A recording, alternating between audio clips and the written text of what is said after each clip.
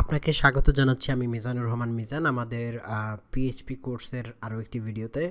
আহ, এই ভিডিওটিতে আমি দেখাতে যাচ্ছি কিভাবে আমরা আমাদের এনভায়রনমেন্ট সেট আপ করবো, অর্থাৎ আমাদের ওয়ার্কিং এনভায়রনমেন্ট যা যা প্রয়োজন পিএইচপি বেসড ডেভেলপমেন্টের জন্য তার সব কিছু কীভাবে আমরা সেট আপ করবো সেটা নিয়ে পর্বে আমি আলোচনা করব।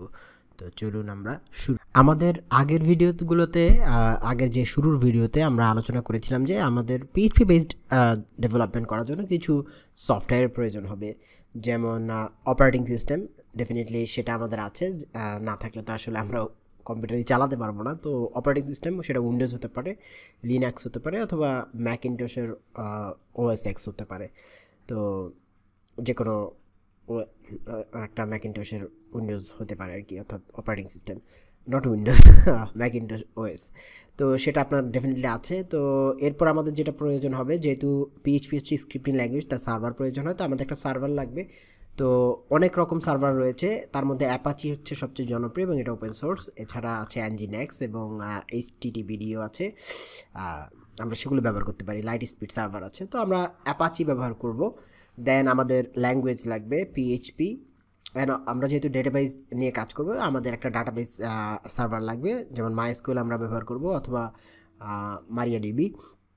তো এটা আমাদেরকে ইনস্টল করতে হবে। এছাড়া দেখা যায় যে আপনার আরও অনেক স্ক্রিপ্টিং ল্যাঙ্গুয়েজ লাগতে পারে, যেমন পার্ল লাগতে পারে। আবার মাইএসকিউএল ডেটাবেস নর্মালি সিএলআই করতে হয়, অর্থাৎ কমান্ড লাইন ইন্টারফেসে কাজ করতে হয়। তো কমান্ড লাইনে তো অনেকে কাজ করে অভ্যস্ত না। তো সেটাকে আমরা ভিজুয়ালি যদি কি করতে চাই, কন্ট্রোল করতে চাই, তখন আমাদেরকে একটা special browser based application install করতে হবে, যাকে পিএইচপি মাই অ্যাডমিন বলা হয়। আমরা সেটাকেও ইনস্টল করতে হবে। তো এগুলো আলাদা আলাদা করে আমরা ইনস্টল করতে পারি, উইন্ডোজের জন্য, লিনাক্সের জন্য, অ্যান্ড অলসো ম্যাকের জন্য। আলাদা আলাদা ডাউনলোড করে করা যায়। আবার আমরা শেল স্ক্রিপ্টিংয়ের মাধ্যমে, ব্যাশের মাধ্যমে করতে পারবো যদি করতে চাই। তো সেক্ষেত্রে আমাদের কমান্ড লাইন ইন্টারফেস অর্থাৎ কমান্ড জানতে হবে আর কি। তো অনেকেই আমাদের যারা, যেহেতু স্টুডেন্টরা, most of the students are new, তো দেখা যায় যে তাদের জন্য এটা কষ্টসাধ্য হয়ে যায়, টিডিএস। তো আস্তে আস্তে আমরা কমান্ড লাইন জিনিসগুলো জানা শুরু করব অ্যান্ড দেখব। তো আমি মূলত উইন্ডোজ ব্যবহার করি বেশিরভাগ সময়, তাছাড়া আমি লিনাক্স ব্যবহার করি ওয়েব সার্ভার ম্যানেজ করার জন্য। বাট আমি রেগুলার ডেভেলপমেন্টের জন্য উইন্ডোজ ব্যবহার করি, যেহেতু আমি ফ্রন্ট এন্ড নিয়ে কাজ করি। স্পেশালি আমি ইউআই নিয়েও অনেক কাজ করি, যার ফলে আমার উইন্ডোজ যেতে হয়। তো ম্যাক ইউজ করি না এখনও, তো হয়তো ফিচারে করব। এনিওয়ে, তো আমি জিনিসটা উইন্ডোজে দেখালেও আমি এমন একটা কিছু সলিউশন দিব যেটা ক্রস প্ল্যাটফর্ম এবং সবাই আমরা ইউজ করতে পারি। তো আলাদা আলাদা করে ইনস্টল করলে এগুলো আমরা এখান থেকে যে ডাউনলোড করে নিতে পারবো আমাদের প্রয়োজনীয় ভার্সন অনুসারে। কীভাবে আমরা অ্যাপাচিও করতে পারবো, পিএইচপিকেও ডাউনলোড করে ইনস্টল করে নিতে পারবো। তবে এক্ষেত্রে যেটা সমস্যা, সেটা হচ্ছে আপনাকে একটা একটা করে ইনস্টল করতে হবে এবং প্রত্যেকটাকে প্রপারলি সেট আপ করতে হবে, অর্থাৎ এনভায়রনমেন্ট আপডেট করা থেকে শুরু করে সব কিছু করতে হবে। তো একটু ঝামেলা হয়ে যায় নতুন অবস্থাতে, এবং অনেকেই যেহেতু আমরা সরাসরি কম্পিউটার সায়েন্স ব্যাকগ্রাউন্ড থেকে আসি না, তো অনেকে এটা ছেড়ে দে বা কেঁদে বাঁচি মতো অনেকে ছেড়ে দিতে চায়। তো আসলে ডেভেলপমেন্ট ছাড়লে তো চলবে না। তো শুরুতে আমরা একটু সহজভাবে শুরু করি, আস্তে আস্তে আমরা কঠিন জিনিসগুলোও শিখে নেব। তো এই ক্ষেত্রে আমাদের জীবনকে সহজ করতে আসছে প্যাকেজ ইনস্টলার। তো প্যাকেজ ইনস্টলার যেটা একসাথে আমাদেরকে কি দিচ্ছে, কম্বো সাপোর্ট দিচ্ছে, সব কিছু সে আমাদের হয়ে ইনস্টল করে দিবে।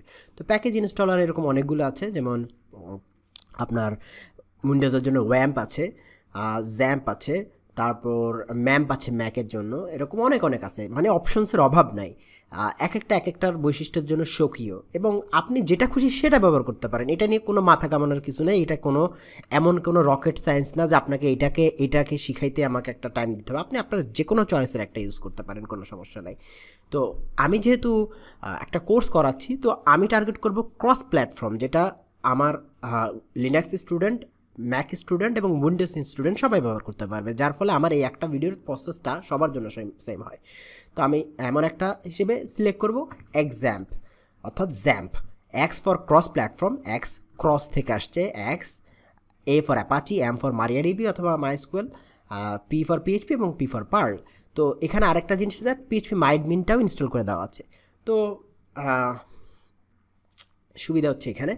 তো মারিয়াডিবি হচ্ছে মাইস্কুয়েলের একটা মাইএসকিউএলের লেটেস্ট যে রিলিজটা থাকে সেটা মারিয়াডিবির মধ্যে থাকে এবং মারিয়াডিবির আরও কিছু ফিচার থাকে। তো মাইএসকিউএলটা মানে হচ্ছে মারিয়াডিবির মতো। আমরা যখন মাইএসকিউএল নিয়ে পড়ালেখা করব তখন আমরা এই মারিয়াডিবি আর মাইএসকিউএল দুইটার পার্থক্যটা কি সেটা নিয়ে তখন আলোচনা করবো। অর্থাৎ মারিয়াডিবি এবং মাইএসকিউএল একটা হিস্টোরি আছে, সেটা নিয়ে আমরা মাইএসকিউএল যখন শুরু করবো তখন দেখব।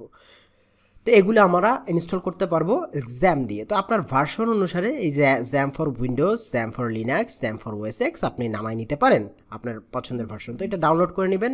এটা যেমন ইএক্সি ফাইল, যেন এটা হচ্ছে রান ফাইল, এটা রান করবেন, লিনাক্সে রান হবে। দেন লিনাক্স ভার্সন অনুসারে হয়তো চেঞ্জ হতে পারে, অন্যান্য ভার্সনে অনেক অন্য ধরনের ফাইলও থাকতে পারে। এবং এটা হচ্ছে ডিএমজি ফাইল ফর ম্যাক। তো এটাকে আপনারা রেগুলার সফটওয়্যার যেভাবে ইনস্টল করে ঠিক সেভাবে ইনস্টল করতে হবে। তো এটা ডাউনলোড দেওয়ার পরে যে ইএক্সি ফাইলটা আসবে সেটাকে আপনারা অ্যাডমিন প্রিভিলেজ দিয়ে ইনস্টল করবেন আপনার অপারেটিং সিস্টেম অনুসারে।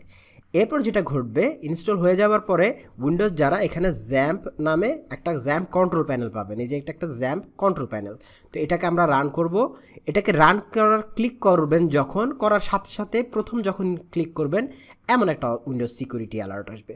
তো এটার মানে হচ্ছে ফায়ারওয়াল, যেহেতু এটা একটা সার্ভার বেস জিনিস, অর্থাৎ ডাটা আদান প্রদান হবে, পোর্ট ওপেন হবে, অনেক কিছুই ওপেন হয়ে যাবে, সকেট প্রোগ্রামিং করতে পারবেন। তো সে ফায়ারওয়াল ব্লক করবে ইনিশিয়ালি, মানে জিজ্ঞেস করবে আপনি কি সিকিউরিটি অ্যাক্সেস দিতে চাচ্ছেন কিনা।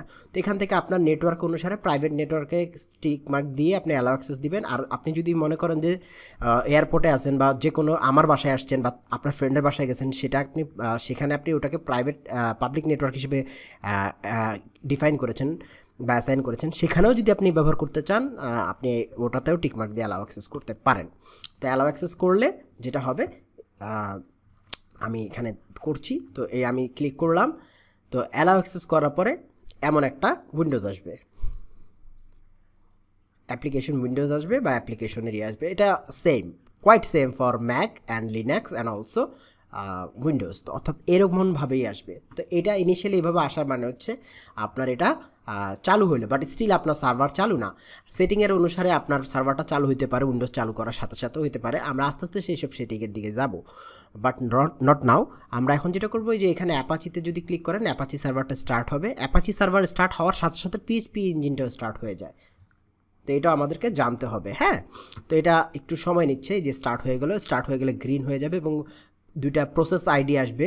এইখানে দুটো প্রসেস আইডি আসছে এবং দুটো পোর্ট আইডি আসবে। এখানে একটা হচ্ছে 80 আর একটা 443, তার মানে হচ্ছে এটা হচ্ছে HTTP এবং HTTPS সকেট লেয়ার সহ দুটো পোর্ট আসবে, অর্থাৎ দুটো প্রসেসও চালু হয়ে গেছে ব্যাকগ্রাউন্ডে।